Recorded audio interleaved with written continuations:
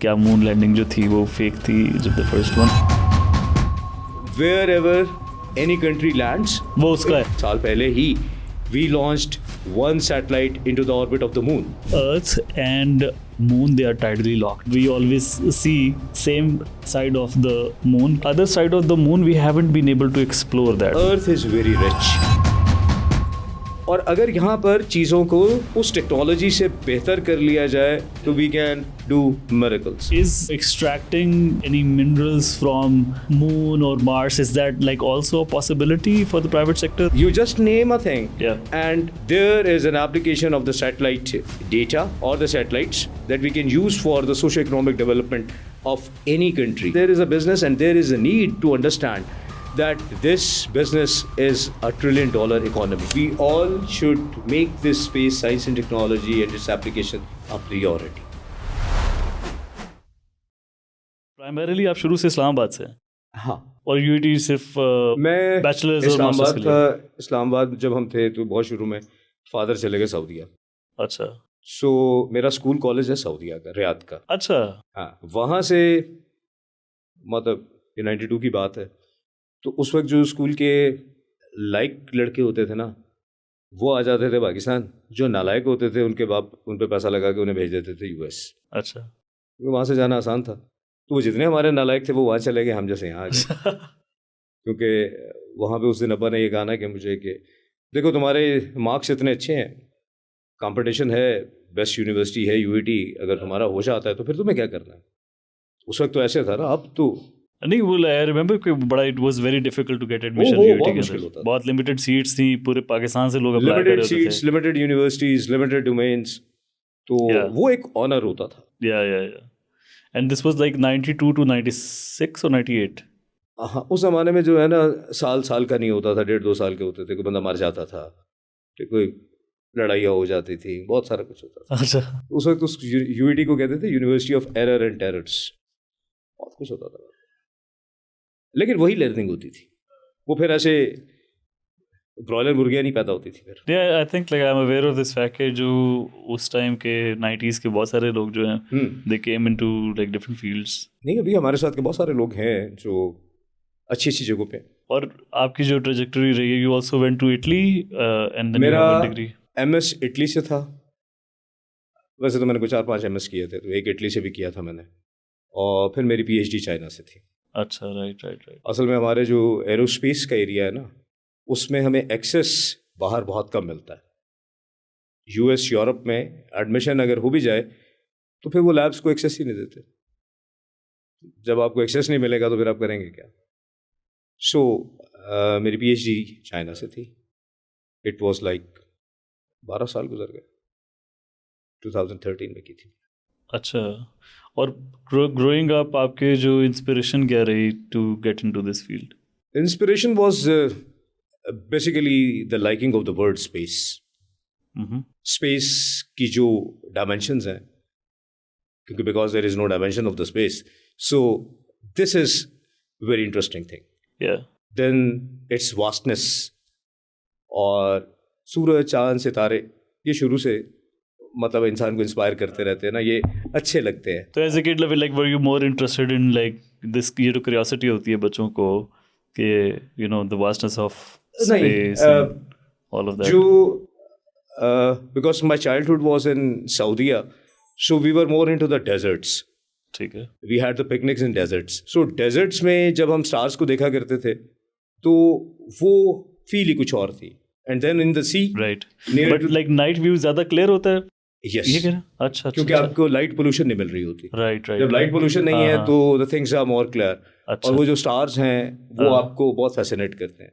Same once you go to the sea, तो आपको वहाँ पर जो समंदर पे जो तारों के झुरमुट नज़र आते हैं उसकी खूबसूरती कुछ और होती है. और इस वजह से एंड आई थिंक कि ये वो वाली कोई बात नहीं कि मुझे बचपन से शौक था, तो ऐसा कोई शौक नहीं था. ठीक है, इट डेवलप्स विथ टाइम. और I was in to the literature also. So literature भी आपको कुछ डेप्थ देता है, सोचने की बात करता है. सो वो जो सोच थी वो जब खुलती थी तो ये जो खुदा की कायनात है ना, ये आपको बहुत मुतासर करती है. और आई बिलीव कि बीइंग एन अशरफुल मखलूक़ात आपको बहुत सोचना है, बहुत देखना है, और वो जो वसत है, फिक्र जो वर्ड है, वो जो सोचने वाली बात है ना, वो वसत जो है वो उसी में है। इवन हमने एक प्रोजेक्ट किया था, हम कुछ लोग थे, हमने कुरान में से वो आयत निकाली कि जिसमें यूनिवर्स का सूरज, चाँद, सितारे, दिन रात कैसे बनते हैं, कैसे होते हैं, वो निकाला।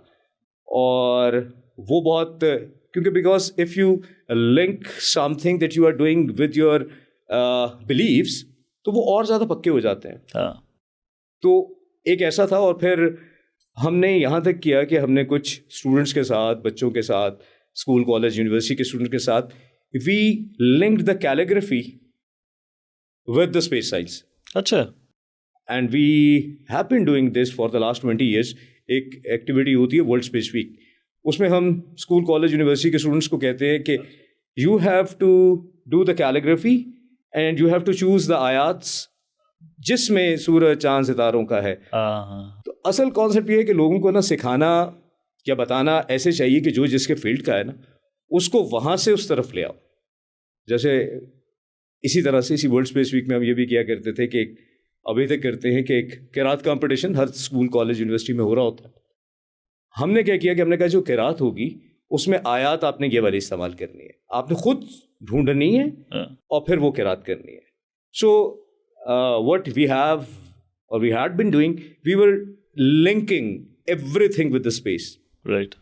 मतलब आपको अब ये बात चलने के लिए तो ये भी बताऊं कि हमने यहाँ तक भी किया, हमने कहा कि आपने वो शायरी ढूंढनी है, अच्छा, कि जिसमें कायनात का जिक्र हो, सूरज, चांद, सितारे का जिक्र हो।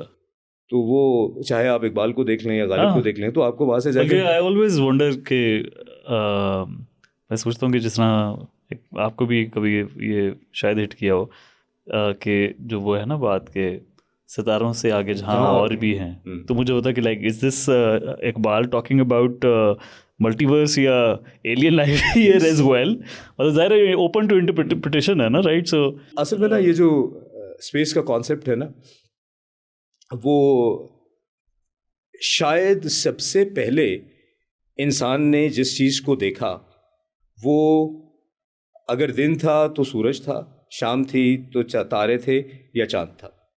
इंसान की जो फर्स्ट इंटरेक्शन है, क्योंकि आपने देखा होगा कि कुछ मैथोलॉजीज में सूरज लोगों का देवता रहा है, हाँ, चांद, तारे देवता रहे हैं। अच्छा, वो रहे क्यों? कि दे वर प्रोवाइडिंग देम समथिंग। सूरज अनाज दे रहा था, चांद रोशनी दे रही थी, और सितारे डायरेक्शंस दे रहे थे। सो उस वक्त से इंसान इन्हें देखता रहा है और इनके साथ एक ताल्लुक है। हमारे एक दोस्त होते थे, वो यहाँ तक कहते थे कि जब बिग बैंग हुआ तो ये सारी कायनात बनी, तो we are the part of the some star और प्लैनेट। हाँ, वो तो स्टार डस्ट से हम बने हुए, वो वाली जो बात होती है। तो हाँ। वो आपने देखा होगा, वो कार्टून्स में भी होता है कि वो कोई मर गया तो वो कहते हैं कि yes they became a star. So basically ये बिलीव्स हैं, ये आपकी वो बातें हैं कि जिन्हें आप if you trust in them, if you love them, you like them, then you create the stories around that. Yeah. So it's like that.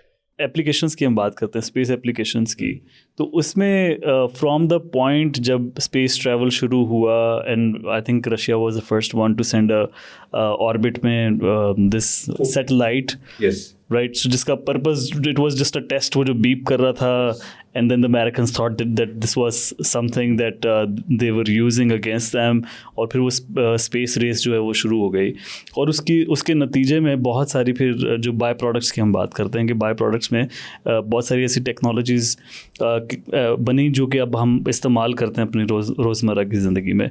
तो इस पर थोड़ा ज़रा बैकग्राउंड बताएं। स्पेस साइंस की जब हम बात करते हैं ना, तो आम अगर आप किसी भी शख्स से स्पेस का वर्ड बोलें तो उसे सूरज, चांद, सितारे ही नज़र आते हैं। लेकिन अगर किसी भी फील्ड में तरक्की हो रही होती है, डेवलपमेंट हो रही होती है, तो इसका मतलब ये होता है कि that is basically for the socio economic development of the people who are living on earth. And it's my belief that space technology is first for the people who are living on the earth. अब space technology इतनी बढ़ चुकी है, means कि इसकी इतनी applications हैं कि आप सोच ही नहीं सकते। For example just when I was reaching you I was using the Google map.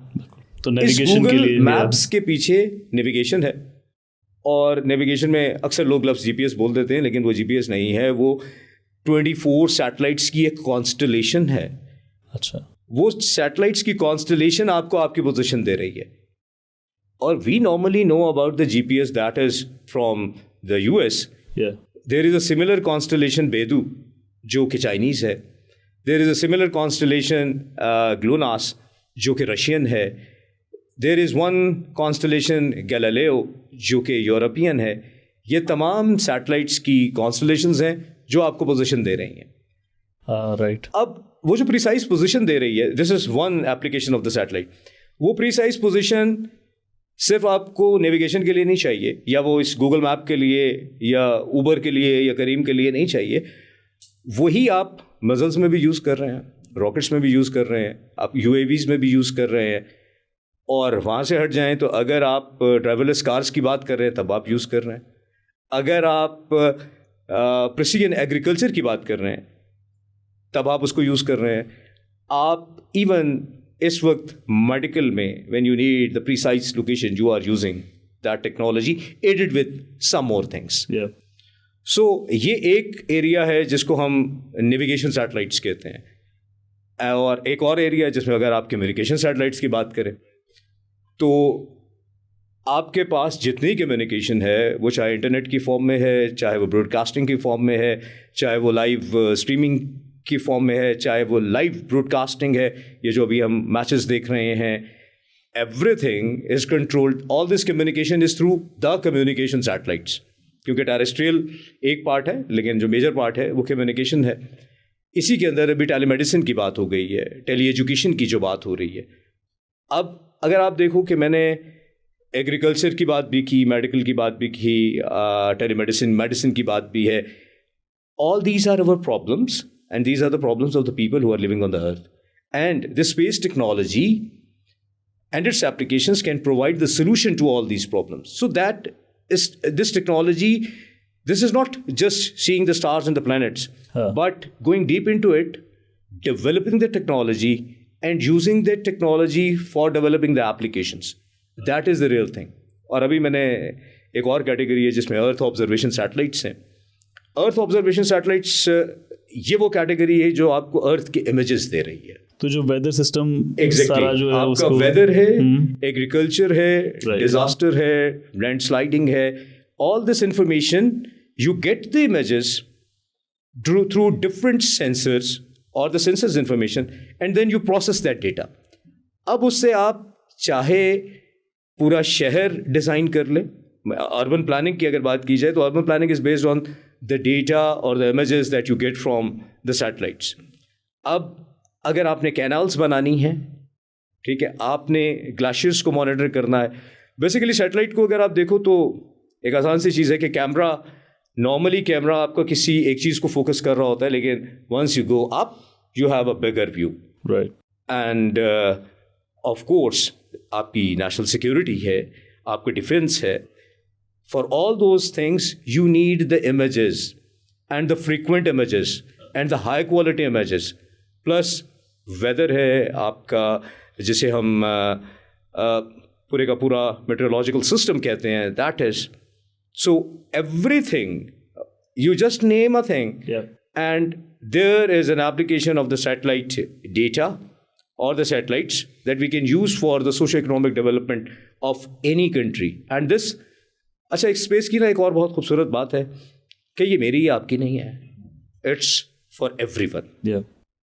चांद की भी एक बहुत खूबसूरत बात है कि चांद पे लड़ाई नहीं कर सकते, क्योंकि चांद सबको दिखता है, मुख्तलिफ वक्तों में दिखता है और मुख्तलिफ साइजेस का दिखता है. तो this space is for everyone and that is its beauty. और स्पेस एप्लीकेशंस की जहाँ तक वही बाय प्रोडक्ट्स की अगर हम बात करते हैं तो उसमें लाइक बहुत सारी रोज़मर्रा की चीज़ें जो हैं वो भी that came out of it. So for example जिस तरह माइक्रोवेव ओवन्स हैं, जिस तरह MRI का जो टेक्नोलॉजी है that also came through that. तो एंड जिस तरह हम बात कर रहे थे कि बहुत सारी जो रोज़मर्रा की हमारी चीज़ें जो हम यूज़ कर रहे हैं that has come from space technology. Basically इन सब को हम स्पेस टेक्नोलॉजी स्पिन ऑफ्स कहते हैं. और इवन ये जो कम्युनिकेशन है ये भी एक स्पिन ऑफ है। और जो आपके मेडिकल इंस्ट्रूमेंट्स हैं, मेडिकल टेक्नोलॉजी में बहुत सारा कुछ स्पिन ऑफ है। राइट। ये जितनी आपकी ऑप्टिक्स की टेक्नोलॉजी है, कैमरास हैं, ठीक, जो ऑप्टिक्स है, ये सारे का सारा स्पिन ऑफ है। अभी आपने देखा होगा कि कोई 2 साल पहले James Webb space telescope launch की जाती है।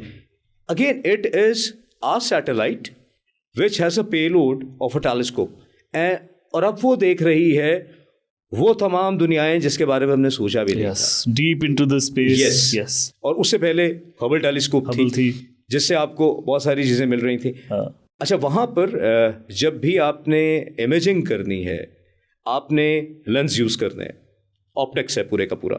वो ऑप्टिक्स जब वहाँ के लिए डेवलप होता है तो वही मेरी और आपके ग्लासेस के लिए भी डेवलप हो रहा है। सो टेक्नोलॉजी की एक खूबसूरत बात यह है कि इट इज़ लिंक्ड। आज तक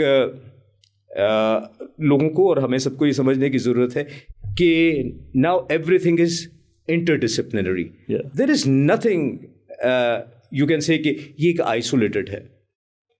अभी अगर आप आजकल बहुत डेटा साइंस में बहुत काम हो रहा है, आर्टिफिशियल इंटेलिजेंस में बहुत काम हो रहा है। अब द बिगेस्ट डेटा और the amount of information that you can call the data is the satellite data. ये जो थोड़ा थोड़ा सा डेटा होता है इसको डेटा कहना ही नहीं चाहिए। If you want to see a data then the image of the taken by the satellite, that information is the data. The information about the stars, that is the data. Because when you talk about the data analysis, basically it means a big data and you have to process that. इस वक्त satellite technology में artificial intelligence and data science का बहुत ज़्यादा काम है और उससे बहुत सारी चीज़ें आसान भी हो रही हैं। Now you can identify कि this image is good or bad on the basis of the artificial intelligence, और उससे आप अपने सैटेलाइट पे या ग्राउंड स्टेशन पे आप मेमोरी भी सेव कर सकते हैं और उसकी प्रोसेसिंग को भी तेज़ कर सकते हैं। व्हाट आई अंडरस्टैंड इसके जो एप्लीकेशंस के पॉइंट ऑफ व्यू से, सैटेलाइट से जो डेटा आपको आता है, you integrate that with AI and then you get like better results as well. So like उसकी इंटीग्रेशन भी उस तरह से चल रही है। 2 चीज़ें हैं।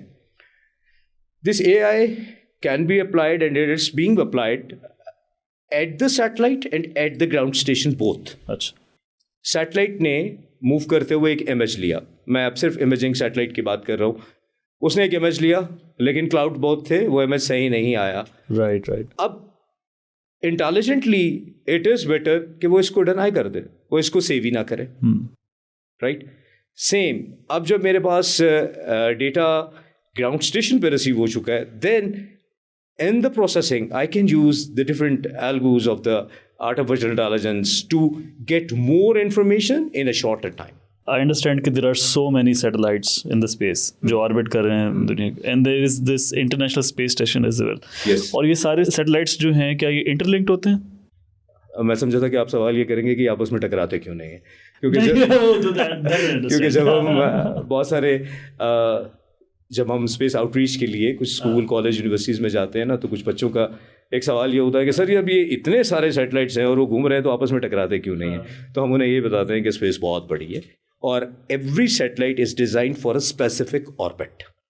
हर ऑर्बिट में है, हर सैटेलाइट का एक स्पेशल पर्पस है। It has been designed for a specific mission and for that mission they have the specific payloads. Now your question, are they linked? No, they are independent. Yes, there are few satellites and when we call them a constellation, अगर वो navigation की constellation है या वो किसी एक मुल्क के ही 6 सैटेलाइट्स हैं and they are doing the same purpose, then they are somehow linked. But all the satellites are independent. By the way, इस वक्त भी स्पेस में more than 10,000 satellites are orbiting.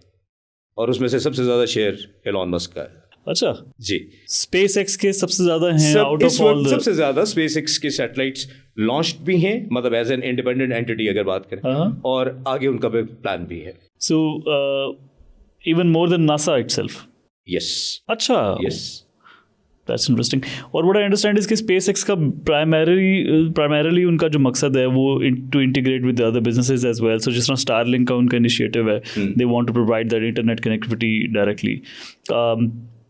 And then of course जो उनका Mars mission है, that might be also connected to this. So खैर that's a separate discussion. But coming back to these constellation, जिस तरह आपने navigation की बात की कि there are like 24 satellites जो कि सिर्फ GPS में है. GPS में है. So इसी तरह what I understand now कि ज़रूरी नहीं है कि सारे जो satellites हैं वो interconnected हों, but जो different purposes के लिए. So for example अगर कोई broadcasting के लिए है तो वो उसकी एक अलग से constellation होगी. जो अर्थ ऑब्जर्वेशन सैटेलाइट्स हैं ये 800 to 1200 किलोमीटर्स आल्टीट्यूड पे होते हैं. जो नेविगेशन सैटेलाइट्स हैं वो 20,000 to 25,000 किलोमीटर्स के आल्टीट्यूड पे होते हैं. जो कम्युनिकेशन सैटेलाइट्स हैं वो लाइक 36,000 किलोमीटर्स के आल्टीट्यूड पे होते हैं. राइट. और जैसे जैसे आप आल्टीट्यूड अटेन करते रहते हैं तो आपके डिफरेंट बेसिकली ये तीनों जो कैटेगरीज हैं उनके डिफरेंट काम हैं. तो वो डिफरेंट हाइट्स पे हैं और उनकी भी कॉन्स्टलेशन बेसिकली आपको तब चाहिए होती है जब आपने कोई इंटरलिंक काम करना हो. बिल्कुल ठीक. जो कम्युनिकेशन सैटेलाइट्स हैं वहाँ पर आपको शायद कॉन्स्टलेशन की ज़रूरत नहीं है. लेकिन when I am talking about the geostationary satellite, but there जैसे स्टारलिंक है, it's the constellation of the satellites, but it is in the low Earth orbit. ये geostationary orbit में नहीं है, ये low Earth orbit में है. Right. So constellation सादा सा जो मतलब वो ये है कि अगर मैंने अर्थ ऑब्जर्वेशन करनी है तो एक सैटेलाइट ने जब पाकिस्तान के ऊपर से गुजरा तो उसने अगली दफ़ा 8-10 दिन के बाद आना है क्योंकि ज़मीन भी घूम रही है. अगर मैंने 8-10 दिन का गैप नहीं लेना या मैंने 4 दिन का गैप नहीं लेना तो मैं क्या करूँगा कि मैं एक और पीछे से सैटेलाइट दे दूँगा ताकि जैसे इसका व्यू ब्लॉक होता है दूसरे वाले को मिल जाए, दूसरे वाले से तीसरे वाले को मिल जाए. So I need continuous observation, then I need the constellation in the earth observation. And for navigation I need navigation at all the time at all the places. Then I need a specific constellation. To send a satellite, you need to have these rocket technology, or उसमें भी then if you need to shoot them at minimum speed of like 17,500 kilometers per hour ताकि वो जो अर्थ की gravity है उसको वो cross कर सके, और then it comes into that zone जहाँ पे then it is not falling back to Earth. Are we actively using this and sending these satellites in the space? मैं पाकिस्तान के context में बात कर रहा हूँ. Pakistan, what I have learned and heard, yes, Pakistan is working on it, right? But this satellite launch vehicle facility is ये जो rockets होते हैं जिसे launch किया जाता है, it's more commercial. And yes, as we are growing, as we are launching more and more satellites, yes, then we need this facility. And it is a very good commercial enterprise. Our neighbors and some other countries, they are doing it as a commercial thing. Right. Because इसकी commercial implications मुझे ऐसे लगता है कि वो ज़्यादा है. So when you say commercial, उसकी implications जो हैं वो ज़्यादा हैं. उससे मुराद ये कि for example you have this facility which is available. I'm sure कि चाइना के पास होगी and we might be linking with China to send our satellites in the orbit. Yes. But क्या वो setup हम locally produce करें, क्या वो ज़्यादा expensive होगा compared to like using this existing facility that is available in a neighboring country? देखिए, once we have a vision and we feel that we should be a spacefaring nation, then we should have this facility. Right, first thing. But now on the economic side or the financial side, if I have to launch few satellites, then I can use the facilities of the others. Right. आपके पास एक बहुत अच्छी गाड़ी है और आप लाहौर जा रहे हैं तो मैं अपनी गाड़ी क्यों लेके जाऊँ, मैं आपके साथ चला जाऊँगा, मेरी आपसे दोस्ती भी है. And everything in this world is a collaborative thing. Yeah. Why not, it's my personal view, why not I invest more in developing the applications while using the available data? मेरे अभी भी मुल्क के बहुत सारे शहर जो हैं वहाँ की अर्बन प्लानिंग ख़राब है. Why not I use the data and do the urban planning, right? Why don't I use the satellite data and use it for my agriculture sector? Why don't I get the satellite data and use it for the mineral sector? Why not for the waters? Why not for this, you can say, the disaster management? Landsliding आपके पास हो रही है, आपके glaciers melt कर रहे हैं, आपका water flows है. Why not I spend my energy and my expertise on that? जो एक ecosystem होता है उसमें basically parallel सब चीज़ें develop हो रही होती हैं. And this is our requirement. We should develop this, and inshallah we will have this facility. और अभी एग्जिस्टिंग हमारा क्या इंफ्रास्ट्रक्चर है स्पेस टेक्नोलॉजी के हवाले से? पाकिस्तान कहाँ खड़ा है? पाकिस्तान भी उसी स्पेस के अंदर है जहाँ पूरी दुनिया है, and we are doing good things. अगर अभी आपने पिछले 1-2 सालों में देखा हो तो we are progressing very well. अभी मैंने आज भी देखा कि आजकल एक कैंपेन चल रही है पूरे पाकिस्तान में where the national space agency is asking for the experiments to perform in space, क्योंकि नेक्स्ट 2 or 3 years में एक पाकिस्तानी एस्ट्रोनॉट स्पेस में जा रहा है, and when he has to go, he or she has to perform some experiments there. तो वो experiments इस वक्त स्कूल, कॉलेजेस, यूनिवर्सिटीज़, प्रोफेशनल्स और एकेडमिशियंस से मांगे जा रहे हैं कि आप बताएं. So if you see the status, we have the communication satellite, we have the Earth observation satellite, और याद होगा आपको कि साल पहले ही we launched one satellite into the orbit of the moon, or that was developed by the National Space Agency and our university that is called the Institute of Space Technology. So we are into the orbit of the moon. Yeah. We are planning the space mission. Basically the astronaut going there. We are planning the experiments there. And I have also seen in the media that our National Space Agency is developing some rovers that will be landed on the moon, and they will do some experiments. So all these things are in line with the world is doing. Right. But if we talk about the budgets, the developed countries, what they are spending and what we are spending, there is a difference. Because this is all dependent on the financial status. Second thing is that the world, the developed countries, they are working in this domain for the last 60 years. We are into it, we were into it, but we were a little slow. और ये जो दुनिया है ये बहुत तेज space पे है. इस वक्त स्लो मूवर्स के लिए जगह नहीं है. We have to do the things very quickly. And alhamdulillah, it's very nice that we are developing good things. We have the vision now and we are moving forward. Now that you mentioned about जो moon के orbit में हमने satellite भेजा है, so that what I understand is कि then this satellite is revolving around the moon, right? Yes. और I understand कि the Earth and moon, they are tidally locked. Yes. मतलब we always see same side of the moon, क्योंकि वो tidal lock है. जिस तरह से अर्थ spin कर रही है उसके साथ साथ मून भी. So which is why we haven't been able to, जो मेरी अंडरस्टैंडिंग है वो ये है कि जो the other side of the moon, we haven't been able to explore that right now, क्योंकि moon landing वहाँ पे उस साइड पे हुई नहीं है. But I think India ने recently they tried landed, for that. They tried for that. But what I want to understand is कि अगर जो सैटेलाइट्स जो मून के ऊपर हैं जो रिवॉल्व कर रहे हैं, क्या उनको यूज़ करते हुए जो दूसरी साइड है, do we have data on that already? Yes, we can get the data. अच्छा, we can get the data, we can get the images of that. Right. So the purpose basically space के अंदर जब भी कुछ हो रहा होता है वो प्रोसेस में या स्टेप्स में हो रहा होता है. अगर अभी जैसे you started with the discussion that the first Sputnik was just to get the information from that. So that was only to get the communication link. Yeah. Then you get the images, you get the environment, because landing on the moon or now the people are planning for the landing on the Mars. First, you have to get all the information about the terrain, about the weather, about the environment over there, about the possibility of the life over there, all these things. First, you get the data, then you plan the missions. Right. And let me tell you that the world is doing a lot. Whatever we are thinking at this moment, believe me, things have been done.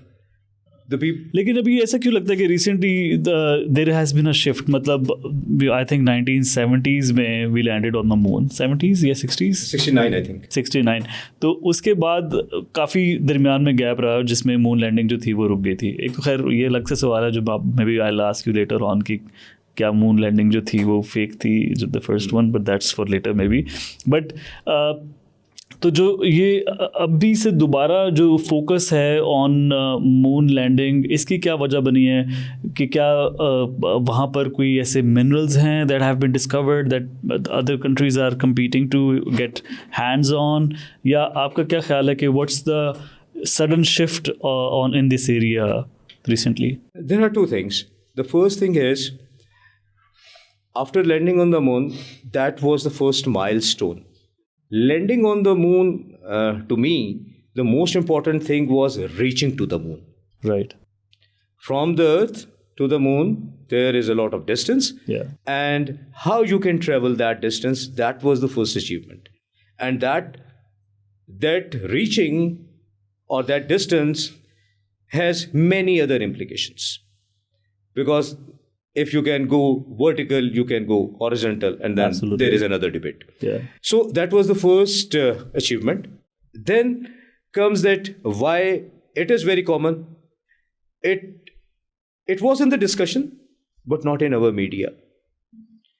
क्योंकि हम लोग तो अभी तक सादा अभी भी हमें चांद पे बुढ़िया जो है वो चरखा काटती नजर आती है ना, या अभी भी हम वो चंदा मामू के किस्से सुनते हैं।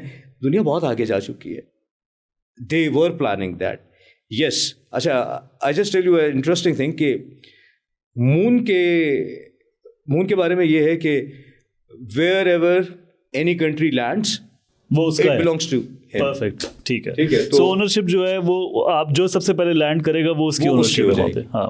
लेकिन अब इसी के साथ हुआ ये है कि a very latest trend, and fortunately Pakistan has also achieved that. Now the people are talking about the space law. People are talking about the space policy. Yeah. क्योंकि जैसे जैसे किसी भी जगह पर, जैसे इंसान के यहाँ भी मतलब मुल्कों में भी जो कानून आया वो इस वजह से आया कि जब लोग ज़्यादा हो गए, जब झगड़े शुरू हो गए. Same is in the space now. The people are working on the space law, space policy, and recently last year, in 24 or 23, Pakistan finalized its space policy also. Right. So we have the policy now, and at the same time we have the Space Regulatory Authority also. So it means now these things are becoming more real, more practical, or we are serious about it.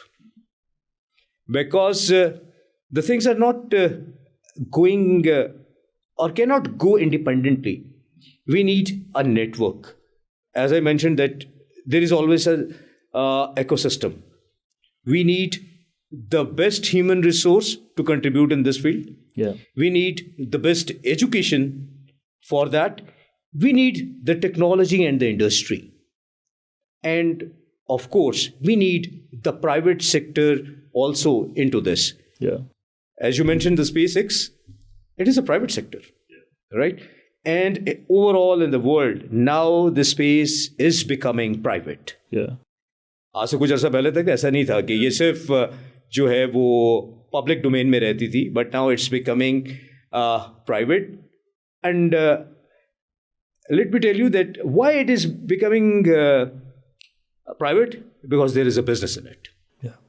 इस वक्त आपको बहुत सारी तरहों का images और data on payment मिल जाता है. There are multiple companies which are giving you the data. There are multiple companies which are developing the applications, and there are multiple companies which are giving you the solutions. So the public or the private sector will always come when there is a business, and there is a business, and there is a need to understand that this business is a $1 trillion economy. Yeah. A report was published by the Space Economy in 2023. Yes, it said that at this moment in 2023, the revenue linked with the space industry was $630 billion USD. 630 billion billion USD linked with the space industry. Right. And it is predicted that in 2035, it will be 1.8 trillion USD. So this is the business that is motivating everything. That is moving everything. And this business is into two domains. One is the backbone and the other is the reach. Backbone is the industry, backbone is the hardware, like the satellites, the launch vehicles and everything. And the reach is the applications. And it is expected that from 2027 or 8, the reach revenue will increase as compared to the backbone. So the point is that in the future, there is more finance or financial benefits or the business in the applications of the space technology. Right, right. So the point is, we should, at the same time, when we are developing the backbone, we should invest more from the public and the private sector into the applications. Right. And I understand that there must be like multiple models जो कि available होंगे for the private organizations to make money. So for example, one is satellites. Then the other is also like SpaceX ही जो है, they're also talking about traveling to Mars. So like sending people to Mars, that must be one. A lot of people will sign up for that. Is like, extracting sort of like any minerals from moon or Mars, is that like also a possibility for the private sector, or like is that something that they might be interested in? अच्छा, ये वाली जो बातें हैं, ये एक खास class, एक खास ग्रुप है, क्योंकि जो रिसोर्सेज की स्कार्सिटी है वो तो अंडरस्टूड है. रिसोर्सेज की जंग में yes, the people are thinking about the moon and the Mars. लेकिन on the other hand, right, it's my opinion and my belief that this earth is very rich. Yeah. Still there are many things to explore. Yeah. और अगर यहाँ पर चीज़ों को उस technology से बेहतर कर लिया जाए तो वी कैन डू मिरेकल्स. और ये जो आप मिनरल्स की बात कर रहे हो, आर वी एबल और have we achieve the knowledge of the minerals on the earth? No. अभी तक यहाँ पे भी हमें ज़मीन पे भी कहाँ कहाँ कौन से मिनरल्स हैं नहीं पता. And this is possible with the use of the satellite technology. What about the seas? Absolutely. Like मैं कहीं पढ़ रहा था कि 95% sea जो है that is still unexplored, right? Unexplored. तो हमें पता ही नहीं कि what's down there. Yes. Again, if you just talk about the 30% of the land on which we are living, उसमें से कितना परसेंट जो है वो अनकल्टिवेटेड है. Yeah. आपके पास वो भी तो मार्जिन है ना. एंड स्पेस टेक्नोलॉजी की एक जो बहुत ज़बरदस्त बात यह है कि इसकी एप्लीकेशंस हर एरिया में हैं. आप अभी जो ड्राइवरलेस कार्स की बात हो रही है, विदाउट नेविगेशन तो पॉसिबल नहीं है. जो UAVs की बात है, जो ये भी सब इसी तरीके से आज तक की aviation industry that is dependent on the navigation that is they are getting from the satellites. So बहुत कुछ करने को है. राइट. और जो स्पेस लॉज की आपने बात की है, तो क्या अभी जो सैटेलाइट्स के पॉइंट ऑफ व्यू से there like 10,000 satellites out there in the orbits, तो इसके ऊपर कोई रेगुलेटरी अथॉरिटी है या कोई is there like any law on the orbits, या completely it's open right now? United Nations का एक पूरे का पूरा सेटअप है जिन्होंने बहुत सारे जेनेरिक लॉज पॉलिसीज डिफाइन की हुई हैं. पूरी दुनिया उसको फॉलो करती है. राइट. लेकिन now there is a need कि each country should also develop their laws and policies according to their circumstances and also according to the international law. So कोई भी सैटेलाइट अगर बदमाशी ना की जाए तो बगैर बताए ना लॉन्च होता है और ना ही ऐसा होता है कि वो गुम जाता है. There are organisations, there are agencies, they know कि किस वक्त कौन सा सैटेलाइट कहाँ पर है और कैसे है. और ये जो पॉलिसी है, ये पॉलिसी उस दो तरह से होती है कि कब क्या आपने लॉन्च करना है, दैट इज़ वन थिंग, और कौन सा डेटा किसने कैसे रिसीव करना है वो. और नाउ एक जो नई चीज़ आ चुकी है, that is the cyber security. All the data that you are getting from the satellite, it is linked or it is a data So you have to secure that data.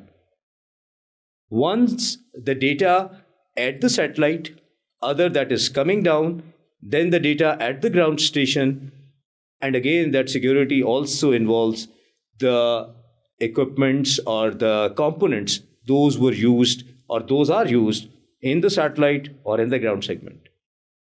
Because this cyber security or the cyber security threat is linked with the hardware and also with the softwares.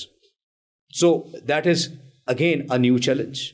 और वही जो satellites की जब हम बात करते हैं तो is there like internationally any cap के कितने सैटेलाइट्स हो सकते हैं? बिकॉज व्हाट आई अंडरस्टैंड कि once you leave a satellite in the orbit it's there forever, right? Because so that also increases that risk of space junk. Yes. तो is there like any discussion on that internationally कि क्या cap होनी चाहिए to have these satellites? Initially ये ख्याल था कि ये कोई इतना बड़ा ना तो बिजनेस बनेगा, ना इसके अंदर इतनी पब्लिक आ जाएगी, ना ही ये जंग का प्रॉब्लम आएगा. लेकिन with the passage of time now it is very important. There is a lot of research going on to remove that space debris. अच्छा, होता ये कि whenever a satellite is launched always there is a plan to deorbit it, और satellite को अपने orbit से space से atmosphere में ला के उसको बर्न कर दिया जाता है. Always it is included in the mission of the satellite. अच्छा. But there are multiple like more than 3,000 debris items in the space, and they are very dangerous for the satellites and for all the other missions. Now internationally the people are working on it. There are multiple projects by the NASA and the ESA. Those were just linked with removing that debris. Or in the recent past, now the concept of Constellation has been emerged. अब बहुत ज़्यादा satellites launch हो रहे हैं. Space x के बहुत सारे हैं, वन वेब के बहुत सारे हैं, कुछ और लोग हैं, कोई और एक दो प्रोग्राम्स और हैं जिसमें कॉन्स्टलेशंस लॉन्च होने लगी हैं.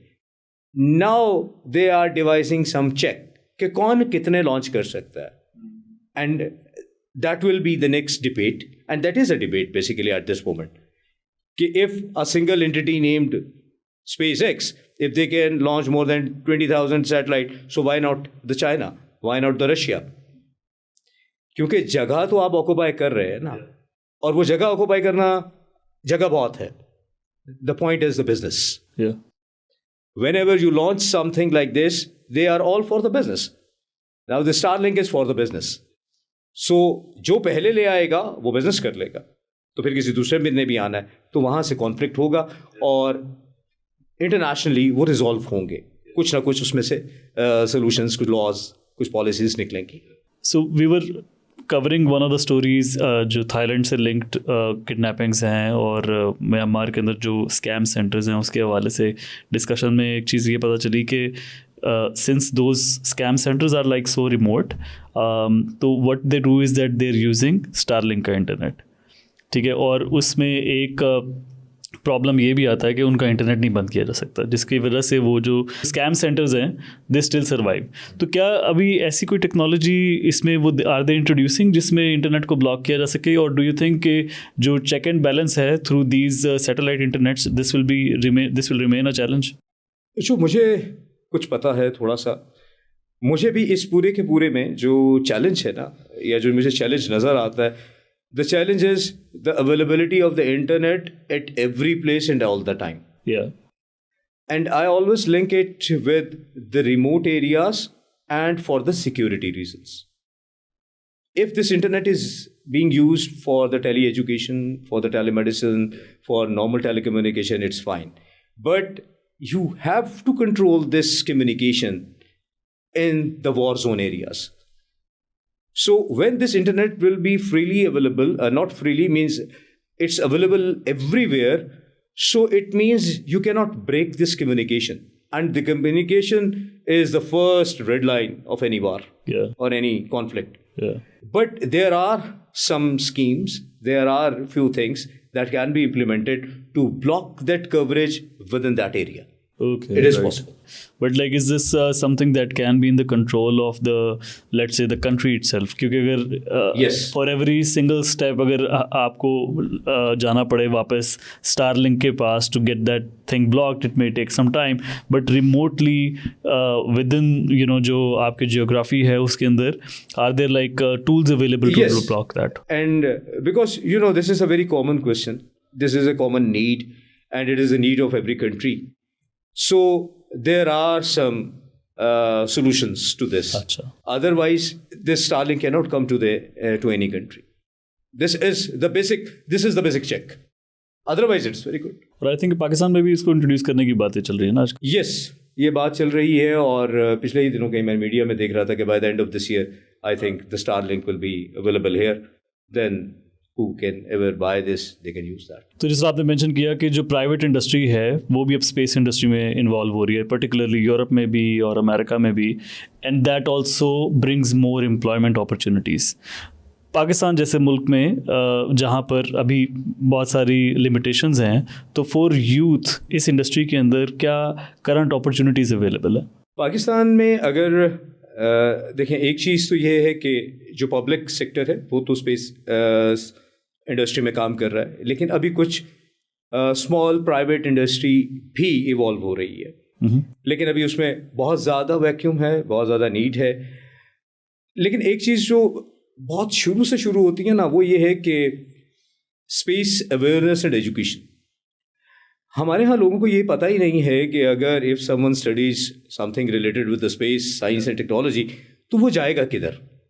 इस पे मैं कोई 20 साल से बहुत सारी कोशिशें करने की कोशिश कर रहा हूँ, और इसी अरसे में हमने एक दफ़ा ऐसा किया कि हमने कहा कि स्पेस अवेयरनेस हमारे मुल्क में कम है क्यों, लोगों को क्यों नहीं पता. So after a long discussion with my team and with the educators, हमने कहा कि करिकुलम को खोल के देखते हैं कि हमारा करिकुलम क्या है. So when we open the curriculum, हमने कहा कि हम सिर्फ पहले स्कूल कॉलेजेस को देखते हैं. सो हमने ये देखा कि हमने तमाम बोर्ड्स के साइंस करिकुलम को लेकर आए, तो हमें पता लगा कि पाकिस्तान में शुरू में जनरल नॉलेज पढ़ाया जाता है, फिर साइंस पढ़ाई जाती है, और साइंस के साथ ज्योग्राफी पढ़ाई जाती है, और जनरल नॉलेज, साइंस और ज्योग्राफी में कुछ स्पेस के कॉन्सेप्ट्स आते हैं. वी सैट टुगेदर और वी फाउंड कि जो कॉन्सेप्ट जो हम अपने क्लास 8 तक अपने स्टूडेंट्स को पढ़ाते हैं, वो सिर्फ ये है कि सोलर सिस्टम क्या है, दिन रात कैसे होती है और इक्लिप्स कैसे होते हैं. ये मेजॉरिटी है जो बार बार हम बदल बदल के बता देते हैं. उसके अलावा बहुत थोड़ा सा कुछ सैटेलाइट्स के बारे में है, रॉकेट्स के बारे में है नहीं, एविएशन के बारे में है नहीं, एनवायरनमेंट और स्पेस साइंस के बारे में कुछ नहीं है. Few things only about the solar system, जिसमें प्लैनेट्स हैं, डॉर्क प्लैनेट्स हैं, डार्क एनर्जी है, ब्लैक होल्स हैं, बहुत थोड़ा. ये चैप्टर तकरीबन आखिर में होता है, और क्लास 1 से लेके क्लास 8 तक इसके अंदर कोई आपको कोऑर्डिनेशन नज़र नहीं आती, कोई लिंक नज़र नहीं आता, कोई प्रोग्रेशन नज़र नहीं आती.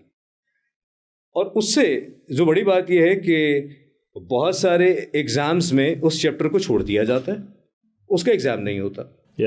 अच्छा, जो पढ़ाने वाले हैं उन्हें भी ये वाले चैप्टर्स अच्छे नहीं आते, लिहाजा जब आपने कोई चैप्टर स्किप करना है, छोड़ना है, तो सबसे पहले इसको छोड़ा जाता है. तो उस वजह से क्यूरियोसिटी भी बच्चे में वो नहीं पैदा होगी और इंटरेस्ट भी पैदा नहीं होगा, नॉलेज नहीं मिल रहा. देखिए, हमने तो आज तक ये देखा कि जो चीज़ स्कूल कॉलेज में पढ़ाई गई वो हमने सीखी, और जिसका इम्तिहान था उसको हमने याद किया. ये एक नेचुरल तरीका है. अगर कोई चीज़ उस लेवल से वैसे नहीं आ रही तो प्रॉब्लम है, और वो अगर लिंक नहीं है, अपडेटेड नहीं है, तो एक बहुत बड़ा प्रॉब्लम है. हमने कहा अच्छा, स्कूल का तो ये हो गया. अच्छा, कॉलेज लेवल पे मैट्रिक एफएससी में अगर मैं बात करूं तो उसमें भी स्पेस रिलेटेड बहुत कम इन्फॉर्मेशन है ही नहीं. वैसे ये कोई ज़्यादा भी अचंभे की बात नहीं. कैम्ब्रिज ने भी अभी 2 साल पहले अपने यहाँ कॉस्मोलॉजी और ये ऐड किया है. फिर हमने कहा कि अच्छा, यूनिवर्सिटीज़ को देख लेते हैं. यूनिवर्सिटीज़ में आज भी इस वक्त जब मैं और आपसे बात कर रहा हूँ, किसी यूनिवर्सिटी में सैटेलाइट इंजीनियरिंग नहीं पढ़ाई जाती. किसी एज ए यूनिवर्सिटी सब्जेक्ट बिल्कुल एज पढ़ाई अ नहीं सब्जेक्ट जाती नहीं, है, एज अ डोमेन नहीं पढ़ाई जाती। As domain, right satellite communication बहुत सारी जगहों पे पढ़ाई जाती है, राइट। लेकिन सैटेलाइट इंजीनियरिंग नहीं पढ़ाई जाती। इसका मतलब ये हुआ कि हम अपने ह्यूमन रिसोर्स को सैटेलाइट इंजीनियरिंग के लिए तो तैयार नहीं करते। फाइन, किसी जगह पर रॉकेट साइंस नहीं पढ़ाई जाती। अब रह गई स्पेस साइंस, क्योंकि मैंने जैसे भी शुरू में भी कहा कि हम स्पेस को सिर्फ सोलर सिस्टम से लिंक कर देते हैं। स्पेस साइंस टेक्नोलॉजी जो है, it starts with the earth, with the environment, with aviation industry, with the satellite technology, with the rocket science, and with the applications of the satellite technology. जब हम universities को हमने देखा तो universities में ये पता लगा कि सैटेलाइट इंजीनियरिंग तो कहीं नहीं पढ़ाई जाती, रॉकेट साइंस भी कहीं नहीं पढ़ाई जाती as a direct BS domain. फिर हमें पता लगा कि कुछ यूनिवर्सिटीज़ हैं जिन्होंने रिमोट सेंसिंग एंड GIS पढ़ाना शुरू किया। स्पेस साइंस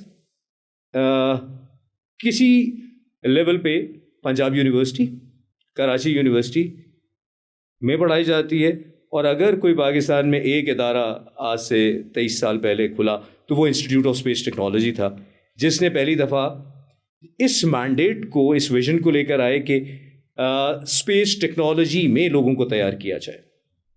तो पहली बात ये है कि स्कूल कॉलेज में वैसा नहीं है, यूनिवर्सिटीज़ डेडिकेटेडली वो चीज़ नहीं पढ़ा रही, और अगर 25 करोड़ की आबादी में और जहाँ पे 250 से ज़्यादा यूनिवर्सिटीज़ हैं, वहाँ पर 1, 2, 3 यूनिवर्सिटीज़ पढ़ा रही हैं, तो फिर आप नहीं पढ़ा रहे, राइट। किसी भी चीज़ को पॉपुलेट करने के लिए, किसी भी चीज़ में स्किल डेवलप करने के लिए या टेक्नोलॉजी डेवलप करने के लिए, you need the human resource. मेरा अपना बिलीफ ये है कि इस वक्त सबसे इम्पोर्टेंट जो है वो ह्यूमन रिसोर्स है। जितना वो स्किल्ड होगा, जितना वो नॉलेजेबल होगा, उतनी आपकी इंडस्ट्री भी ग्रो करेगी और इकोनॉमी भी ग्रो करेगी। अब जो स्पेस साइंस है वो भी अभी 4-5 जगहों से ज़्यादा पाकिस्तान में नहीं पढ़ाई जाती। स्पेस साइंस में जहाँ पर स्पेस साइंस पढ़ाई जाती है, वहाँ पर स्पेस साइंस जो पढ़ाई जा रही है, इट इज़ मोर फोकस्ड, मतलब 2 डोमेन्स निकल आई हैं, या तो वो एस्ट्रोनॉमी एस्ट्रोफिजिक्स में चले गए, या वो रिमोट सेंसिंग एंड GIS में चले गए। और जो सैटेलाइट टेक्नोलॉजी थी वो इंडिपेंडेंट कुछ ब्रांचेस में पढ़ाई जाने लगी। 2013 में जब मैं PhD करके आया तो मैंने 2014 में पाकिस्तान में पहली दफ़ा एक मास्टर्स लेवल का एक कोर्स इंट्रोड्यूस करवाया, जो कि था कि masters in global navigation satellite systems, वही जो GPS और ये सारी चीज़ें। और वो कोर्स एक्चुअली मैंने 2007 में सिमिलर मास्टर्स किया था इटली से, that was in the same domain. So what I did, I translated or transferred that whole curriculum of the United Nations. United Nations ने curriculum बना के दिया था, अच्छा, कि ये curriculum इस लेवल पे पढ़ाया जा सकता है। I translated that whole curriculum for Pakistan, and in 2014, for the very first time in Pakistan, I started that program, Masters in Global Navigation Satellite System. right. And I always take this pride that that was the 3rd program in the world. अच्छा, It was in Italy, it was in China, and 3rd was in Pakistan. right. And we have been running this program for the last 10 or 11 years, and we have produced more than 60 graduates अच्छा, in this domain. So आज पाकिस्तान में I can say कि 60 लोग ऐसे हैं जिन्होंने global navigation satellite system की education ली हुई है। right. Although there are multiple people who are working in this domain, but वो कितने हैं जिन्होंने एजुकेशन ली हुई है, जिन्होंने उस एरिया में थीसिस किया, जिन्होंने उस एरिया में पब्लिकेशंस की। So they are equipped with that, and there is not a single program like this in whole Pakistan. और जब वो मैं प्रोग्राम शुरू कर रहा था तो मुझे कुछ लोगों ने कहा कि अगर ये दुनिया में ही प्रोग्राम कहीं नहीं होता तो तुम क्यों कर रहे हो? और मुझे ये पता था कि कल को पूरी दुनिया जब नेविगेशन सैटेलाइट्स पे काम कर रही है, और नेविगेशन एक बहुत इंपॉर्टेंट फैक्टर है, तो we should have that human resource. तो again coming back to the whole story, we need the human resource, और वो ह्यूमन रिसोर्स डेवलप होगा ग्रास रूट लेवल से। एक चीज़ शेयर करूँ मैं आपसे कि आज से कोई 3-4 साल पहले KP गवर्नमेंट ने उनका directorate of science and technology है, उन्होंने एक साइंस एजेंडा शुरू किया और उन्होंने हमें किसी तरीके से अप्रोच किया और हमें कलाम में उन्होंने बुलाया। कलाम में उन्होंने क्या किया कि जो न्यूली मर्ज्ड एरियाज़ थे केपी के, जो न्यूली मर्ज्ड एरियाज़ थे वहाँ के स्कूल और कॉलेज के स्टूडेंट्स को बुलाया। वहाँ 50 से ज़्यादा स्कूल के कोई 300 के करीब सिर्फ बॉयज़ आए। उनके साथ हमने एक स्पेस डेस्टिनेशन स्कूल किया। We remain there for 2 days। हमने उन्हें लेक्चर्स भी दिए, डेमॉन्स्ट्रेशंस भी दी और उसके साथ हमने कुछ सॉफ्टवेयर सिमुलेशंस भी यूज़ की और उन्हें हमने स्पेस का concept starting from the big bang, creation of the earth, life on the earth and then the rocketry and the satellite technology और ये सब कुछ किया। अच्छा, ये सिर्फ लेक्चर्स नहीं थे, इसमें हमने उनके साथ सैटेलाइट बनाया भी, हमने रॉकेट, एक वाटर रॉकेट होता है वो हमने फायर भी किया। अच्छा। और वो लोग ऐसी जगह से आए हुए थे कि जहाँ पे कुछ जगहों पे इंटरनेट भी अवेलेबल नहीं था, जहाँ पे टेलीफोन भी अवेलेबल नहीं था, लेकिन उनके पास एक ऐसी सोच थी या ऐसी उनकी ख्वाहिश थी कि दे वांटेड टू लर्न। अच्छा, वहाँ पर एक और भी बड़ा मज़े का काम ये हुआ कि उनमें से कुछ ऐसे लोग थे कि जिन्हें इंग्लिश तो बहुत कम लेकिन उर्दू भी बहुत कम आती थी। So what we did there, because हमारी जो टीम और हम लोग थे, हम कुछ पागल से लोग थे, तो we had 2 persons in our team who could speak the Pashto. So we had 60% of our lectures in the language Pashto. अच्छा जी, राइट। और उसका ये फ़ायदा हुआ कि we integrated with them and we provided them the basic knowledge. Right. उसी की एक और जो सेकंड स्टेप था वो हुआ बाड़ा गली में। बाड़ा गली में उन्होंने अगेन वही केपी साइंस एजेंडा के तहत वहाँ पर 175 लड़कियाँ जो कॉलेज और स्कूल की थीं वो आई डिफरेंट स्कूल कॉलेजेस से और उनके साथ हमने ये स्पेस डेस्टिनेशन स्कूल किया। उस वक्त हमें ये पता लगा इस एक्सपीरियंस से कि पाकिस्तान का जो स्कूल कॉलेज का बच्चा है वो बहुत कुछ सीखना चाहता है, उस तक एक्सेस नहीं है, हमारी प्रायोरिटी नहीं है, हम उसे बताते नहीं है। I have been with all this space education awareness and outreach for the last more than 20 years और I'm very happy कि शायद मैं लाखों से ज़्यादा बच्चों से इंटरेक्ट कर चुका हूँ। अच्छा। जो स्कूल के भी हैं, कॉलेज के भी हैं, यूनिवर्सिटीज़ के भी हैं, उसमें प्रोफेशनल्स भी हैं, उसमें टीचर्स भी हैं और आज भी मुझे उनमें से कुछ लोगों के आज भी मैसेजेस आते हैं और मुझे पता है कि कौन इस वक्त जर्मन स्पेस एजेंसी में काम कर रहा है, कौन यूरोपियन स्पेस एजेंसी में काम कर रहा है, कौन चाइना की किसी स्पेस रिलेटेड ऑर्गेनाइजेशन के साथ लिंक्ड है। So there is a need to put energy into the people because the real asset is the people and those are the youngsters and we should feed them, train them, develop them from the grassroots level. In these outreach programs जिसमें आपने पिछले 20 साल से आप कर रहे हैं और लाखों बच्चों तक आप पहुंचे हैं, फंडामेंटली आपको क्या लगता है कि इन आउटरीच प्रोग्राम से क्या जो उन बच्चों की लर्निंग जो है उस पर क्या फ़र्क पड़ता है या ओवरऑल अप्रोच पे क्या फ़र्क पड़ता है? बिकॉज एक तो चीज़ है ना कि एक चीज़ का उनको नॉलेज नहीं था तो नॉलेज आपने ट्रांसफ़र किया, but by having that knowledge what difference does it make? आजकल पिछले 4-5 साल से आपने देखा होगा कि due to the media the people are aware of the multiple things, लेकिन वो चीज़ें उन्हें किसी लिंक के तहत या ऑर्गेनाइज्ड मैनर में नहीं पता। Everyone talks about the GPS, they don't know what is behind.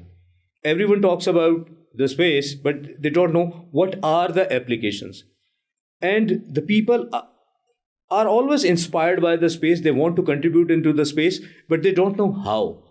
So our purpose is to tell them very simple thing that everywhere the space is involved, and whatever you want to do, either you are in medical field, either you are into the law, as we discussed the space law and policy, you are in any engineering, because when we talk about the satellite or the rocket, you need electrical engineer, mechanical engineer, computer science engineers, you need the materials engineer, means there is no, even the chemical engineer, there is no branch of the engineering that is not involved into the space engineering or into the development of the satellites and the rockets. लेकिन ये लोगों को पता नहीं है. वो कहते हैं कि नहीं, जो स्पेस में जाएगा वो कोई डिफरेंट होगा. I myself is an electrical engineer. I ended up my PhD in navigation and astronautics. So always there is a link. I know there are few students who want to go into the aerospace engineering, but you can go into the aerospace through the mechanical engineering. वो जो मैंने शुरू में एक बात की थी कि now the fields are interdisciplinary. Yeah. There's computer science, data science, AI, cyber security, all types of engineering. They contribute to the masterpieces like the satellite technology. Yeah. And if I talk about the applications, all these fields, if you talk about the agriculture, mining, you talk about simple space science, remote sensing, you use all these things with the help of the computer science for developing the applications. At this moment, we are talking a lot about the computer science. What I think is computer science independent is nothing. If it combines with the remote sensing and the GIS, then you can produce the products which are marketable. Right. Or just now, you also mentioned about like those 60 graduates, particularly studying that program, जिसमें specialization जो है उनकी in space education हुई. Does our system absorb these graduates easily? Yes. अब ऐसा हो गया है कि अपना लोगों को ये समझ आने लग गई है कि जो स्पेशलाइज्ड होता है वो स्पेशलाइज्ड होता है. Right. इस वक्त if I just talk about Islamabad, Lahore and Karachi, there are multiple companies which are working in the field of GIS applications. बहुत सारी applications जो बन रही हैं जिसमें space based या navigation based data यूज किया जाता है और applications बनाई जाती हैं जो कि सेल होती हैं. वो organizations इन सब लोगों को यूज कर रही हैं, इन लोगों को हायर कर रही हैं. सेम गवर्नमेंट में इस वक्त बहुत सारी जितनी भी प्लानिंग एंड डेवलपमेंट से रिलेटेड ऑर्गेनाइजेशंस हैं जो रीजनल प्लानिंग पे काम कर रही हैं, फॉरेस्ट्री पे काम कर रही हैं, एग्रीकल्चर पे काम कर रही हैं, वाटर्स एंड कैनाल्स पे काम कर रही हैं, डिज़ास्टर मैनेजमेंट पे काम कर रही हैं, वेदर पे काम कर रही हैं. उन सबको ये लोग चाहिए. उन्हें पता होना चाहिए, नहीं पता तो उन्हें पता लग जाना चाहिए, और जिसको पता लग रहा है वो इन लोगों को इन्वॉल्व कर रहा है. Because this is the latest tool. Now the space technology is not an independent technology. It is a tool. You can use it for multiple applications. And being the chairman of this organization responsible for all of this outreach and I would say guiding the relevant institutions as well, what do you think is the way forward immediately? What the government should be prioritizing when it comes to this area? I just want to tell you about something about this National Center of GIS and Space Application. Yeah. It started in 2020. I am heading this National Center. It has 9 labs in 7 universities of Pakistan. And that was one of the best, I must say, it was a great initiative of the government of Pakistan. And it was basically viewed and coined by the Professor Hasan Iqbal. Under this center, we have like 9 labs in different universities of Pakistan, and the IST, Institute of Space Technology, has a secretariat of this national center, and they are controlling and monitoring everything. I just tell you the domains in which we are working. So at Deer, we have one lab that is working for the forest management, forest observation, forest monitoring, forest afforestation, deforestation, everything using the satellite data. Right. Then we have a lab at Peshawar University that is working with the things related with the disaster, the landslides and the glaciers and the water flows, all these things. We have 3 labs at Institute of Space Technology. One lab is the dedicated lab that is working for the Global Navigation Satellite System. And there we are also using the GNSS data to to monitor or to know about the earthquakes also. Right. And again, we have another lab, that is the Space Education Research Lab, that is doing everything related to the space awareness, education, and outreach. Right. We have another lab, that is the Space Astrophysics Research Lab. And that lab is working specifically in the areas of the astronomy and astrophysics. Under this lab, we have developed one of the biggest observatory of Pakistan. And we have multiple telescopes over there. And it is open for everyone. And we manage the visits. And I just tell you one thing, that during the February, there was the planet parade. So 5 or 6 planets were visible. So Achha. like in February, we had visitors each night. So we witnessed the Mars and the Jupiter and the Saturns and their rings and all these things. So our next lab is in Faisalabad. That is working specifically on the agriculture. Right. Using the satellite data for the soil monitoring, for the crops monitoring and evaluation, and for the water. So soil, water, and crops for the agriculture, and that lab is working. In Lahore, we have a lab in Punjab University that is working for the environment, atmosphere, and climate. All these things using the space-based data. Then we have one lab in Butems that is working on geoforensic Achha. and geohealth.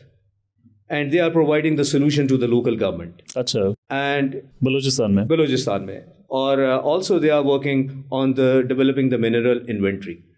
So if you see the concept given by the government, that we have labs in the different regions, in different universities, with the different academicians, and those labs are working with the areas which are directly linked with their problems. Yeah. तो solution सिर्फ ये बनता है कि हर area की कुछ problems हैं, वो प्रॉब्लम्स वहीं के लोग करें और उसको सॉल्व करें. अब इन लैब्स ने किया क्या कि इन्होंने हर लैब को पहले इक्विपमेंट वाइज इक्विप किया गया with the latest equipment. And the best part that I like, that human resource was developed there. उस लैब में रिसर्च असिस्टेंट्स थे, रिसर्च एसोसिएट्स थे, मास्टर्स पीएचडी स्टूडेंट्स थे, जिन्होंने उन प्रॉब्लम्स पे काम किया, सॉल्यूशंस डेवलप किए. एकेडमिक आउटपुट्स भी थी, हार्डवेयर आउटपुट्स भी थी और सॉफ्टवेयर आउटपुट्स भी थी. So with in this 5 years of working, we have achieved a lot, and that is basically the base we have provided. Now अब इसके ऊपर सब कुछ ग्रो करना है. Coming back to your question, the way forward. Way forward is, again, space is for everyone. Yeah. And we all should make this space, science and technology and its application a priority. If it is a priority, then everything will be channelized. Yeah. Starting from the grassroots, like the school, college, university, and academia, and then coming to the industry, Yeah. the private industry, and then of course the public industry and the government. Like you mentioned कि एक ecosystem बनाने की ज़रूरत है. Exactly. Right. If we develop this ecosystem, Yeah. and everything is going around the business, everyone wants to get business out of it. If we can tell the people that here is a business and we give them the opportunity, then this technology can grow. And we believe me that I have visited many places in the world, and I still say that the best human resource in this world is over here in Pakistan. Our students, our professionals, they are highly, highly recommendable for everything. Yeah. But they need the environment. And they need guidance as well. They need guidance. They need support. They need motivation. If you just provide them the environment over here, they can do miracles.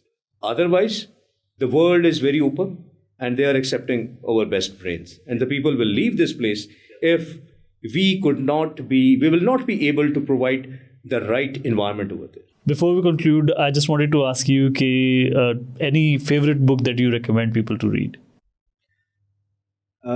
मेरा ख्याल से मुमताज़ मुफ्ती साहब की किताब है तलाश. वो हमने अपने यूनिवर्सिटी के ज़माने में पढ़ी थी, और उस तलाश के बाद ही मुझे ऐसा लगता है कि शायद आज तक मैं किसी तलाश में हूँ। और वो तलाश जो है, जब आप तलाश में चाहते हैं तो आपको बहुत सारी चीज़ें देखने को मिलती हैं, और वो सारी चीज़ें शायद अगर आप आसमानों को घूमने लगें, स्पेस को देखने लगें, तो वो तलाश आपकी मज़ीद बढ़ जाती है। और ये तलाश ही ज़िंदगी है। तलाश ख़त्म हो जाए तो ज़िंदगी ख़त्म हो जाती है। एंड इन अ वे तलाश इज ऑल्सो क्यूरियोसिटी, तो जो क्यूरियोसिटी है that should also remain alive. Yes. क्योंकि क्यूरियोसिटी जो है वो it pushes you to look for things, it gives you that motivation regardless of anything. बिल्कुल, क्योंकि ज़िंदगी चलती है सवाल पे। जब तक सवाल ज़िंदा है, जवाब बनते रहेंगे और टेक्नोलॉजी ग्रो करती रहेगी। सवाल का ज़िंदा रहना बहुत ज़रूरी है, और शायद हमारा भी जो ज़िंदगी है वो कुछ सवालों पे मबनी है। जब तक हमारे सवाल जहन में रहेंगे, हम उनके जवाब ढूंढते रहेंगे और हम ग्रो करते चले जाएंगे। और शायद सबके लिए, वो किसी भी शोबे से उसका ताल्लुक़ हो, कुछ भी करना चाहता हो, सवालों को ज़िंदा रखना बहुत ज़रूरी है। जब तक सवाल हैं तब तक हम हैं। And any advice that you received in life, कभी भी किसी ने कोई ऐसी एडवाइस दी हो जिसका आपको काफ़ी हेल्प हुई हो जिससे? I take advice from everyone. और जो सबसे अच्छी एडवाइस जो मुझे आज भी याद है, वो एक हमारे इंग्लिश के एक टीचर हुआ करते थे। वो कहते थे कि if you don't dream dreams, how would your dreams come true. ख्वाब देखना बहुत ज़रूरी है। ख्वाब देखने चाहिए, क्योंकि अगर आप ख्वाब नहीं देखेंगे तो फिर कुछ भी पूरा नहीं होगा। तो ख्वाब देखें और उन ख्वाबों की तलाश में कायनात को मुसख्खर करें। और ये आई थिंक ख्वाब जो है that is also linked to the vision, to having a vision in life. आपको कम से कम पता तो ना कि where you want to end up, right? Exactly. Vision is very important. Yeah. And that is not only important for the individual. Yeah. It is important for any organization, for any country, and even for the civilizations. Naren Saab, thank you so much for your time. It was really a pleasure talking to you. And I hope you join us soon again to talk about some of the other things that you do. Thank you very much. Thanks for being here. Thank you.